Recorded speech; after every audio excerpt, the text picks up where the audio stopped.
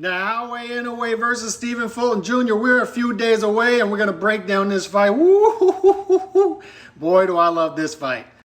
Before we get into the stylistic matchup and keys to victory, let's first touch on similarities and differences between both fighters. Both fighters have been equally active the past 5 years, 10 fights, and been active as opposed to their peers. Both guys turned pro around the same time, and both guys are close, if not in their prime. And they are now both in the same weight class. We just don't have too many prime versus prime or close to prime matchups at the pound for pound level anymore. And we have that here on Tuesday. But the American boxing media has done a terrible job of highlighting the key differences between these two fighters. And that's either due to American bias or the American boxing media trying to trick the American consumer into believing the foreign fighter has more to prove in this fight than the American fighter. The first key difference here, and it's a huge one, is the experience gap. This will be Naoya Inoue's 20th title fight, as opposed to Stephen Fulton Jr. It will be his 4th. One of the reasons this stat is being omitted by the American boxing public, in my opinion, is we simply don't have too many American fighters going on long title runs anymore. The only American fighter with double-digit title victories, to my knowledge, is Bud Crawford with 17. Another key difference that might come into play, being that Inoue is a fast starter, is the inactivity leading into this fight for Stephen Fulton Jr. By the time the bell rings on Tuesday, Stephen Fulton Jr. will be on an almost 14-month layoff since his last fight. Jermell Charlo will be a nearly 17-month layoff when he goes in to fight Canelo Alvarez. Errol Spence Jr. around 15 months by the time he fights Bud Crawford, and Stephen Fulton Jr. almost 14 months. The PBC is notorious for sending their fighters into big fights with long layoffs. Crawford and Canelo are economical early in fights, so it may not hurt them as much as it will hurt Stephen Fulton Jr. against Inoue, who is known as a fast starter and relies on getting in a rhythm. Once Inoue gets in a rhythm and gets things going, it's over for his opponent, no matter who that is, and Stephen Fulton Jr. would be no exception to that rule. But what makes this fight intriguing, even though Fulton Jr. is a 4-1 underdog, is Fulton Jr. has attributes that could disrupt that timing of Naoya Inoue. Not only is he the bigger fighter, but he's fast.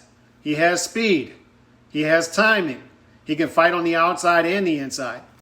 But for the first time in his career, he'll be in there with a guy who is better at all those things than him, and he'll have to be careful as to where he fights this fight as far as real estate. I believe Fulton Jr.'s game plan will be to fight on the outside early in the fight, use his legs, use his jab, fight off the ropes when he has to, and then as the fight goes on and his legs wear down a little bit and Inoue speeds him up, he'll try to chop it up on the inside as the fight goes on and try to steal 7 rounds. Fulton Jr.'s glaring weakness is he simply doesn't have any power, so the knockout will be off the table, which is why it was important for him and his team to get 3 non-Japanese judges. If anybody is capable of disrupting the rhythm and timing of Naoya Inoue, it would be Stephen Fulton Jr., which makes this an intriguing fight. The big wild card here is, what's Naoya Inoue's weight ceiling? This is special smaller fighter versus great bigger fighter. Pound for pound, Inoue is just a better fighter and more special than Stephen Fulton Jr. Tuesday could possibly be a pump the brakes moment for Naoya Inoue, and Stephen Fulton Jr. saying, no, 122 is too much for you. There were once talks of the great Chocolatito moving up several more weight classes until Sorung Vise sent them to hell in the second fight. Although Fulton Jr. isn't merciless like the Rat King, we have weight classes for a reason, and Tuesday could possibly prove that. Generally, when guys move up in weight, they're trying to take advantage of the naturally bigger and slower guys, but Fulton Jr. is a fast fighter as well. That's the danger of this fight for Inoue, in that whatever natural attributes he has coming up as opposed to the naturally bigger guy may not be glaring. But Naoya Inoue is already a first ballot Hall of Famer, and on Tuesday, he can cement his legacy as a generational fighter if that's still up in question. And much like his run at 118, the tough part, the tough leg of going undisputed at 122 is on the front end. A win here could get him an undisputed fight against Tapalis later on in the year, an All-Asian showdown, and another undisputed claim in a second weight class.